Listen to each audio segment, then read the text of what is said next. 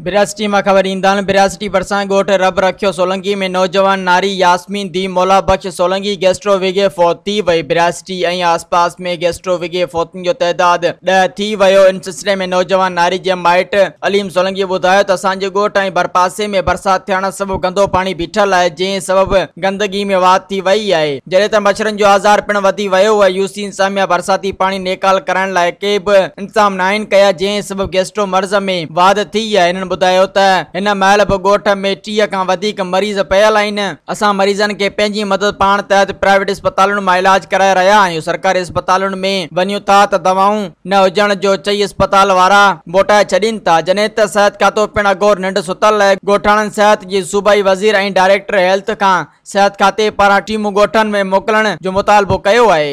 मज़ीद ख़बरनि ऐं तफ़सीलात लाइ विज़िट कयो असांजी वेबसाइट www.awamiNewsHD.com ऐं ॾिसंदा रहो अवामी न्यूज़ HD।